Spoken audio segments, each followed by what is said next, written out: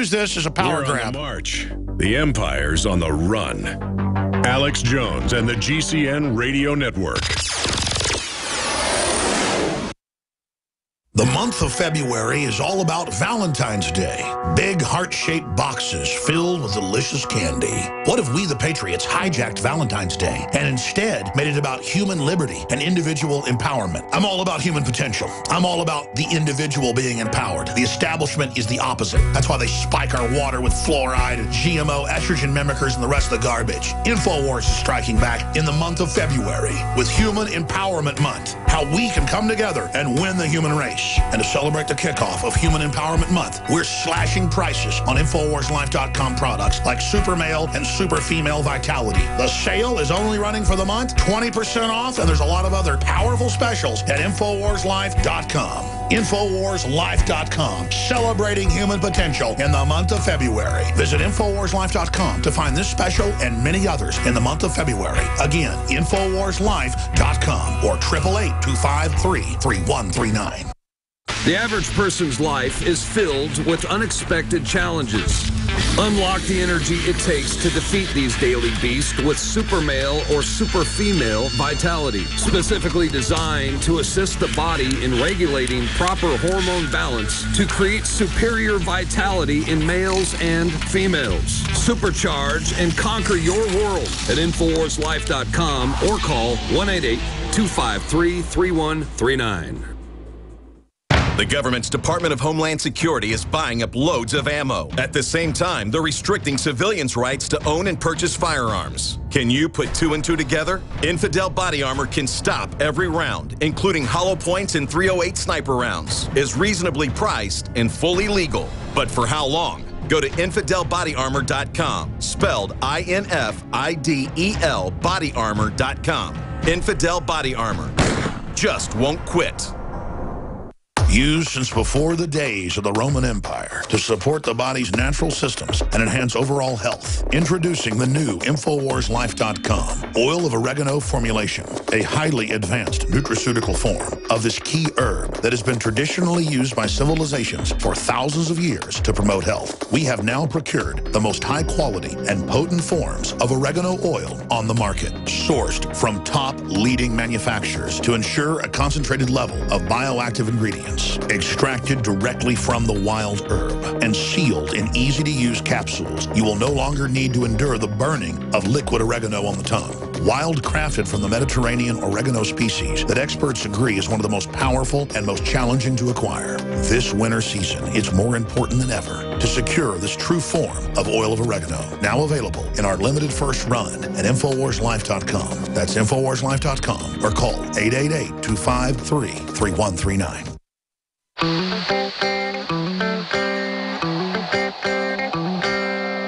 The answer to 1984 is 1776. You're listening to The Alex Jones Show.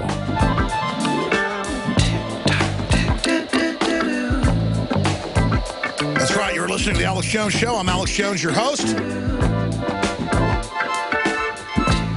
There's so much to get to, not just this first group of stories that I've been breaking down and covering here today.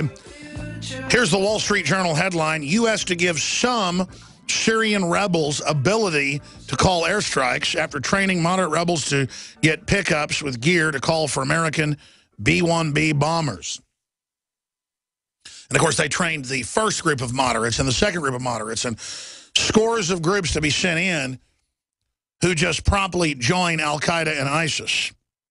And I've had Colonel Schaefer and others on to break that down. I see a comment on Infowars.com in the article, Why Obama Refuses to Call It Islamic Terrorism. And Jack says, Islamic threat? I thought ISIS was a CIA-run unit. And fake. That's not exactly what we said. In order to take our rights, according to Alex Jones. So, by Alex Jones' own admission, he should be praising Obama for resisting the New World Order created war. This is a dialectic to confuse the weak-minded. I'm going to try to explain this to Jack very slowly and very sweetly. When they used the radical Islamists with Saudi Arabian funding in 1979 under Zbigniew Brzezinski's plan to launch wars, not just in Afghanistan, but areas bordering Afghanistan to the north and to the west, forcing the Russians to come in to respond. That was a trap. So they didn't totally control the jihadis. They were funding them, they were arming them, and then later they were supposedly blowback on 9/11, but the door was opened. And Saudi Arabia was there running the operation, the 28 pages. Senator Graham of the 9/11 Commission has gone public. And I've talked to Walter Jones, a congressman. He's gone public. And Colonel Schaefer and everybody else, okay? So I was right again, period. So I'm going to explain this to you.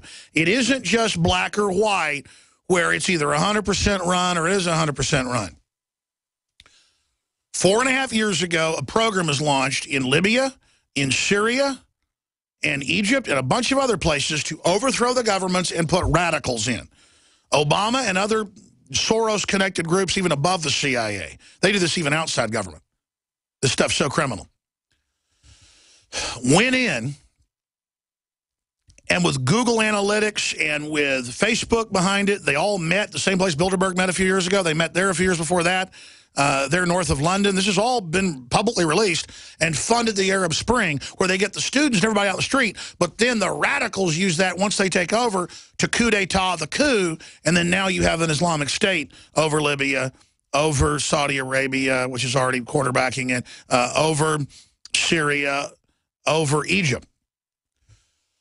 So there's Wesley Clark. We have it on screen. Libya and Syria, the neocon plan to attack 7 countries in 5 years using destabilization. Once you destabilize, you then have an excuse to come in and bomb the very groups you turned loose to begin with.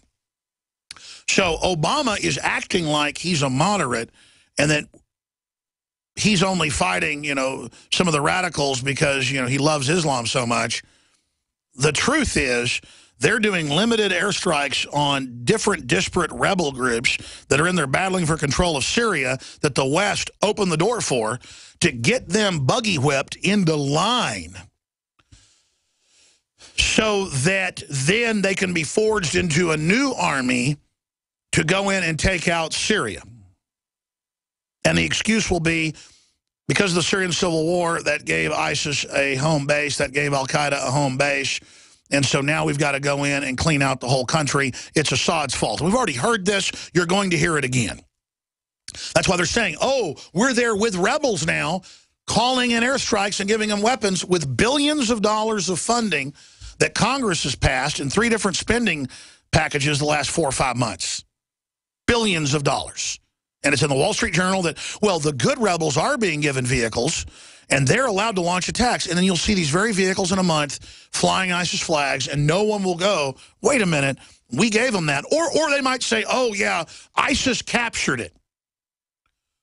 Just like they captured Iraqi bases full of artillery and new weapons and RPGs, like the Marines and the Army just left those weapons caches in bases and didn't defend them or didn't have self-destruct bombs, didn't have detonators already placed to blow up ammo dumps.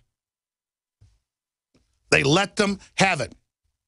And all they need is the plausible deniability, just like Benghazi and the heat-seeking missiles, the anti-aircraft surface-to-air missiles. So I've been here since Benghazi happened and before, telling you exactly what would unfold, and now it is. And your response is, Islamic threat? Close quote. I thought ISIS was a CIA-run unit and fake in order to take our rights. Yes, they're now having a radical, you know, extremism meeting, and most of it they're now saying is going to be about gun owners and right-wingers and veterans and Tim McVeigh types.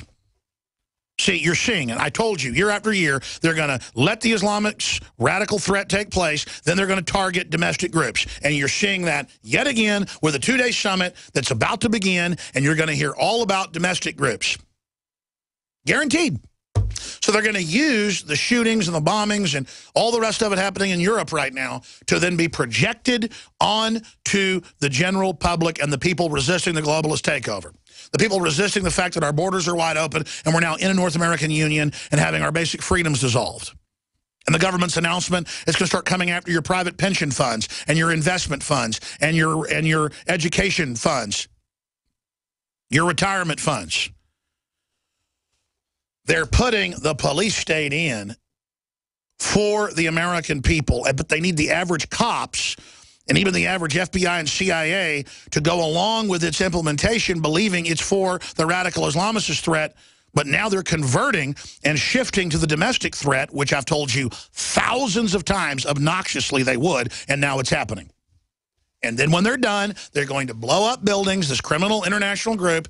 They're going to shoot up schools. They're going to do you name it, and they're going to blame Alex Jones and talk radio in general and free speech and anyone that is not totally in line with foreign banks gutting this country and Obamacare and open borders and your kids being taught at age 5 how to have sex and this whole agenda to take over our society and forced inoculations and the rest of it. You know, we were called racist a couple of weeks ago saying guaranteed these new measles strains, because we could read the medical reports getting filed by doctors, are coming out of Latin America and the Philippines and other countries. These are super mutated strains. California measles identical to type found in the Philippines, LA Times today. But their answer is we should all be forced to take the vaccines, but it's people who've had the vaccines that are getting it. 20 new cases. Oh my gosh, no one's died. It's the end of the world. Run for the hills. So let me go through these headlines for you. U.S. to give some Syrian rebels ability to call airstrikes. Told you that would happen. Stories up on Infowars.com, because that's the Wall Street Journal, but Mikhail did a story adding more background and more depth to it. Why Obama refuses to call it Islamic terrorism, Infowars.com. Exclusive, U.S. may have let dozens of terrorists into the country as refugees. Oh, my goodness.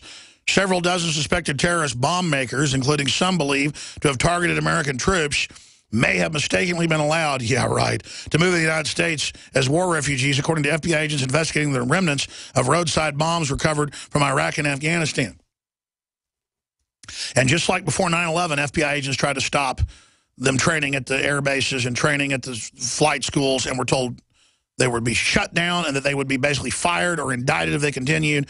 And then John O'Neill, the head of anti-terrorism, basically was forced to resign. His first day at work was September 11th, and he supposedly died in the building. You can't make that up. And he gave a speech in England 2 months before he died saying, our government, you can pull this up, our government is going to allow al-Qaeda to attack us to take American liberties. That's a John O'Neill quote. You can actually see blow-ups of it quoted from whichever British newspaper it was, and the New Yorker magazine reported on it in my film, Road to Tyranny.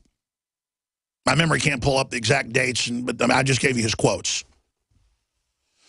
And again, you've got criminals, a very small group at the top, that need to manipulate the state police, manipulate the local police, manipulate the FBI, manipulate the public, manipulate the military, where it's all confusing.